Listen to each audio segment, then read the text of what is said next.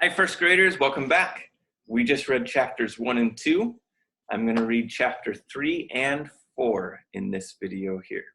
Chapter 3 is called Bigfoot. The loud cry rang again through the dry air. Teddy barked and barked. Jack and Annie turned around in the clearing. It was hard to tell where the sound was coming from. The terrible cackle came again. "There," said Annie.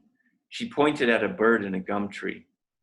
The bird had brown feathers and a large head with a long beak. It stared down at Jack and Annie. Then it let out another cackle. "Weird," said Jack. He searched through the book and found a picture of the bird. Here's what it said. "The kookaburra is the best known bird of Australia. There is even a popular song about it. The kookaburra is also called the laughing donkey. This is because of the strange sound it makes, reminds people of a donkey." "I know that song," said Annie, and she began singing. "Kookaburra sits on the old gum tree, merry, merry king of the bush is he." Jack wrote down in his notebook, "Kookaburra is a big kook." Annie stopped singing. "Hey," she said, "there's another weird thing." "Where?" said Jack. Annie pointed to a big bluish tan lump lying in a shallow, dusty hole. "Is that thing alive?" said Jack. They stepped closer to the big lump. "It looks like it's breathing," said Annie. The lump was an animal lying on its back. Its paws were closed over its chest. It had huge feet, large ears. Oh, I forgot to show you a picture of the kookaburra.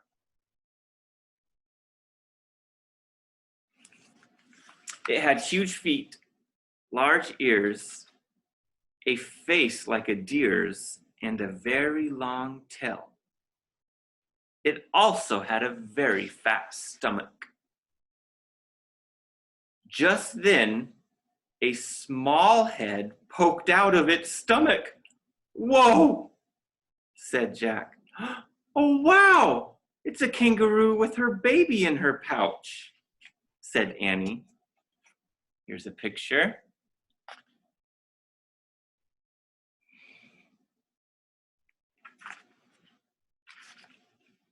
"Great," said Jack. "Remember, we have to get a gift from a kangaroo." Their voices woke the kangaroo up. The animal jumped up from her bed. She glared at Jack and Annie. Her baby peeked out of the pouch. The mother kangaroo gave an angry stamp with her foot. Oh, we're sorry," said Annie. "We didn't mean to wake you." The kangaroo eyed Annie curiously. Then she took a giant hop towards her. Copying the kangaroo, Annie hopped towards the huge animal. The kangaroo hopped again. So Annie hopped again. The kangaroo and Annie began hopping around each other. They looked as if they were dancing. Jack couldn't believe how graceful the kangaroo was. She seemed to almost fly through the air and then land as softly as a butterfly. He looked up kangaroo in his book. Here's what it said. "The kangaroo is the most famous of the marsupials. The female carries her baby, known as a joey, in her pouch. Scientists call the kangaroo a macropod, which means big foot. And big feet help a kangaroo hop higher than any other animal in the world. With a running leap, a kangaroo can jump over a school bus." Wow. "Forget the hopping contest, Annie," Jack called out. "She can out-hop you by a mile." He pulled out his notebook and he wrote down, "Kangaroo, Bigfoot, can jump over a school bus." The kangaroo began stamping her feet again. "What's wrong?" said Annie. Then the kangaroo froze. Grrr! Teddy growled from Jack's backpack. Some nearby bushes moved. A moment later, 3 dogs crept silently out into the clearing. They were sand-colored and mean-looking. Teddy growled again. Here's a picture.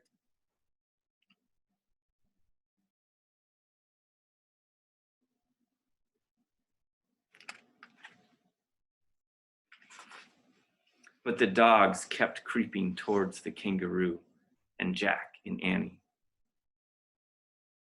Suddenly, the mother kangaroo sprang up into the air away from the dogs. The dogs chased after her. "Stop it!" cried Annie. "Stop! Leave her alone!" As the kangaroo jumped, she turned in mid-air and landed facing a different direction. She then zigzagged over rocks and bushes. Howling, the wild dogs raced after the kangaroo and her baby. That's the end of chapter 3. But we'll read chapter 4 right now. Chapter 4 is called Joey. "Oh no!" cried Annie. "We have to save her." Annie took off after the dogs. "Arf, arf, arf, arf!" Teddy barked over Jack's shoulder.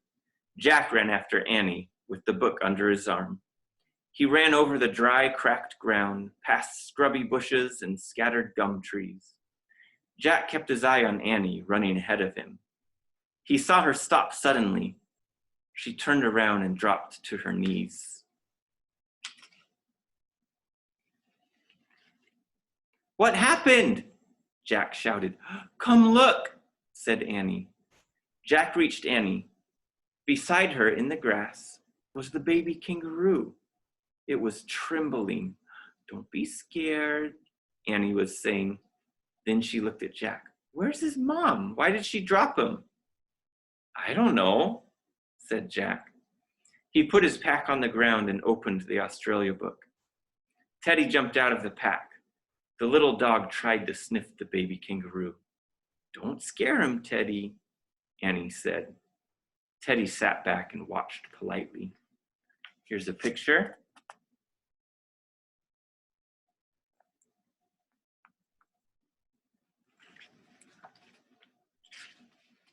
Jack opened up the Australia book again and found a picture of a baby kangaroo. This is what it said. "The biggest enemy of the kangaroo is the dingo.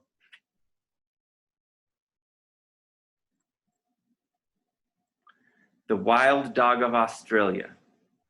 When a mother kangaroo is chased by dingoes, she may throw her Joey out of her pouch. Without the extra weight in her pouch, she can leap faster and farther. She then leads the dingoes away from her baby.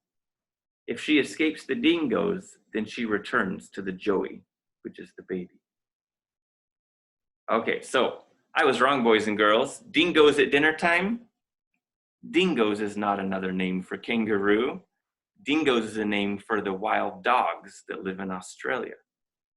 That was my mistake there. I was thinking dingoes must mean kangaroo because that's what was on the cover here. But dingoes is the wild dogs that live in Australia. Okay. "Oh, Jack," Annie said sadly. "I hope his mother escapes from the dingoes." "Me too," said Jack. "Hi, Joey," said Annie. She gently patted the baby kangaroo. "He's so soft." Jack knelt down and touched the brown fur. It was soft, the softest fur he had ever felt. The shy little kangaroo stared at Jack with big brown eyes and trembled. "Don't be scared, Joey," Annie said. "Your mom's gonna come back for you." Joey jumped away from Jack and Annie. He hopped towards Jack's pack, which was sitting on the ground. The baby kangaroo took a giant leap and then dove headfirst into the pack. His whole body went inside, with just his big feet sticking out. Then he turned himself around and peeked out at Jack and Annie. They both laughed. "He thinks your pack is a pouch," said Annie. "I know. Put it on backwards. It will feel like when his mom carries him." Jack put his Australia book on the ground, and then Annie helped him put the pack on his chest instead of on his back. The joey was heavy. "There," Annie said. "You look just like a mother kangaroo." "Oh, brother," said Jack. But he patted the baby's soft fur. "Don't worry," he said to Joey. "You can stay in there until your mom comes back." "Here, Joey, would you like some grass to eat?" Annie asked. She scooped up a handful of grass and gave it to the kangaroo. He munched the grass, keeping his big eyes on Annie. "I hope his mom comes back for him soon," she said worriedly. "Yeah," said Jack. He looked around the dry forest. There was no sign of the mother kangaroo. Here's a picture of Jack wearing his backpack like a kangaroo pouch, with the baby Joey sticking its head out.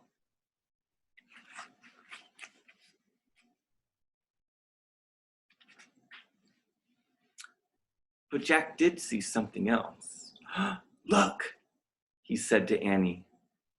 The wisp of smoke in the sky had turned into a big black cloud. Jack noticed the smell of burning wood was much stronger. "What are those campers doing?" said Annie. "Are they making a bonfire now or what?" A feeling of dread came over Jack. What if, in the distance, a tree suddenly burst into flames? "What if we're looking at a wildfire?" he said. That's the end of chapter 4. In the next video, I'll do chapter 5 and chapter 6. Chapter 5 is called Wildfire. We'll see you guys in the next video.